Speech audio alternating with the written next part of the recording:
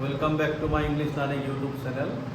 My dear subscribers and viewers, আজি মই আকৌ এটা ভিডিঅ' আপলোড দিব ওলাইছোঁ। আজি ভিডিঅ'ৰ টপিকটো হ'ব সেন্টেন্স, অৰ্থাৎ সেন্টেন্স। প্ৰত্যেকটো সেন্টেন্সৰ দুটাকৈ ভাগ থাকে। Everybody of us know that every sentence has two parts, one is subject and other is predicate. অৰ্থাৎ আমাৰ প্ৰত্যেকটো সেন্টেন্সৰ দুটাকৈ ভাগ থাকে। এটা হ'ল সাবজেক্ট আৰু এটা হ'ল প্ৰেডিকেট। অৰ্থাৎ সাবজেক্টক আমি কি বুলি কওঁ? কৰ্তা বা উদ্দেশ্য বুলি কওঁ, আৰু প্ৰেডিকেটক আমি বিধেয় বুলি কওঁ। গতিকে সেন্টেন্সৰ দুটা ভাগ থাকিবই। দুটা ভাগ নোহোৱাকৈ কেতিয়াও কি হ'ব নোৱাৰে?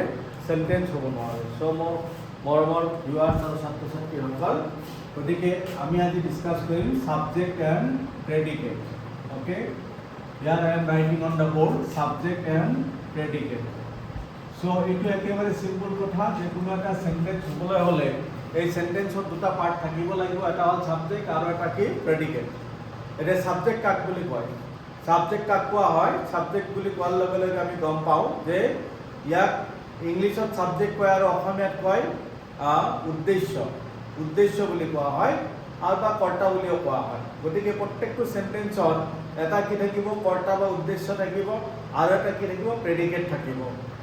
অ'কে, এতিয়া সাবজেক্ট আৰু প্ৰেডিকেট আমি কেনেকৈ বুজি পাম? অৰ্থাৎ কোনো বাক্যত যিজনৰ বিষয়ে কোৱা হয় বা যিজনে কোনো এটা কাম কৰে, বা বাক্যত যিটো কৰ্তা হিচাপে ব্যৱহাৰ হয় সেইটোক সাবজেক্ট বুলি কোৱা হয় বা উদ্দেশ্য বুলি কোৱা হয়।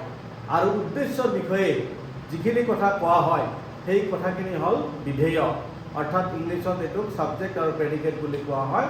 যেনেকৈ মই ইয়াতে লিখিছোঁ যে দশৰথ বুলি কোৱাৰ লগে লগে we have heard the name, he was the king of Ayodhya. Dasharatha Ayodhya ৰজা আছিলে। চ' Dasharatha was the king of Ayodhya. The king of Ayodhya. So ইয়াতে যদি এই সেন্টেন্সটো আমাক কোৱা হয় যে ফাইন্ড আউট দ্য সাবজেক্ট আৰু প্ৰেডিকেট অফ দিছ সেন্টেন্স, তেতিয়াহ'লে আমি কি কৰিম? কি কৰিব লাগিব? অৰ্থাৎ এই সেন্টেন্সত কাৰ বিষয়ে কোৱা হৈছে, বা সেন্টেন্সত কৰ্তা হিচাপে কোনে কাম কৰিছে, যিজনৰ বিষয়ে বা যিহৰ বিষয়ে সেন্টেন্সত কোৱা হয় সেই শব্দবিলাকক লগ লাগি একেলগে কি সাবজেক্ট বুলি কোৱা হয়। গতিকে ইয়াত কোৱা হৈছে Dasharatha was the king of Ayodhya. Dasharatha অযোধ্যাৰ ৰজা আছিল। ইয়াত কাৰ বিষয়ে কোৱা হৈছে? দশৰথৰ কথা কোৱা হৈছে। চ' Dasharatha will be the subject here. Okay, this part, that means Dasharatha, here Dasharatha is the subject of this sentence. আকৌ প্ৰেডিকেট আমি কেনেকৈ উলিয়াম? যে সাবজেক্টৰ বিষয়ে যিখিনি কোৱা হয়, য'ত নেকি এটা ভাৰ্ব থাকিব লাগিব আৰু অন্যান্য ৱৰ্ড থাকিব লাগিব। অৰ্থাৎ প্ৰেডিকেটত ভাৰ্ব থাকিব লাগিব। কি থাকিব? ভাৰ্ব থাকিব, অৰ্থাৎ ক্ৰিয়া থাকিব লাগিব। যেনেকৈ ইয়াতে ক্ৰিয়াটো বা ভাৰ্বটো হ'ল was. So' Dasharatha was the king of Ayodhya. এইখিনি দশৰথ ৰজাৰ বিষয়ে কোৱা হৈছে। গতিকে সাবজেক্টৰ বিষয়ে যিখিনি কোৱা হয় সেইখিনি প্ৰেডিকেট বুলি কোৱা হয়। চ' was the king of Ayodhya, this part will be the predicate here. Okay, predicate. এতিয়া কথাটো হ'ল যে এনেকুৱা প্ৰত্যেকটো সেন্টেন্স আমি যদি অৰ্থাৎ ভাগ কৰি লিখোঁ, তেতিয়াহ'লে প্ৰতিটো সেন্টেন্সতে আমি কি পাম? সাবজেক্ট আৰু প্ৰেডিকেট পাম। কেতিয়াবা সাবজেক্টটো আমাৰ কি হয়? এটাতকৈ বেছি ৱৰ্ডৰ সাবজেক্ট হ'ব পাৰে। কাৰণ যেতিয়া আমি কোনো কমন নাউন ইউজ কৰিম, যেনেকৈ দা বয় বুলি ক'লোঁ।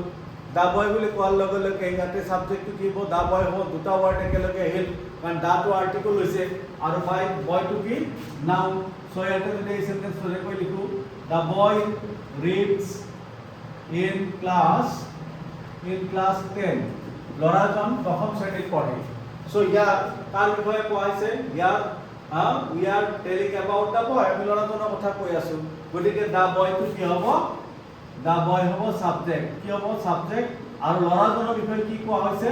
ৰিডছ ইন ক্লাছ 10, দশম শ্ৰেণীত পঢ়ে। So' it will be the predicate. এনেকৈ আমি প্ৰত্যেকটো সেন্টেন্সকে আমি যদি ভাগ কৰি দেখুৱাওঁ, তেতিয়াহ'লে আমি প্ৰতিটো সেন্টেন্সতে সাবজেক্ট আৰু প্ৰেডিকেট, উদ্দেশ্য আৰু বিধেয় আমি পাওঁ। অসমীয়া ব্যাকৰণত উদ্দেশ্য আৰু বিধেয় বুলি কোৱা হয়। আকৌ সাবজেক্টটোক ডেছক্ৰাইব কৰা কিছুমান ৱৰ্ড, সেইটো সাবজেক্টৰ ভিতৰত আহিব। কি? সাবজেক্টক ডেছক্ৰাইব কৰা কিছুমান ৱৰ্ড, যিবিলাক ৱৰ্ড আমি লিখিম সাবজেক্টক ডেছক্ৰাইব কৰি, সেই ৱৰ্ডবিলাকো সাবজেক্টৰ ভিতৰতে থাকিব। যেনেকৈ কি? অশোকা আমি অশোক ৰজাৰ নাম সকলোৱে শুনিছোঁ হা অশোকা এ কাইণ্ড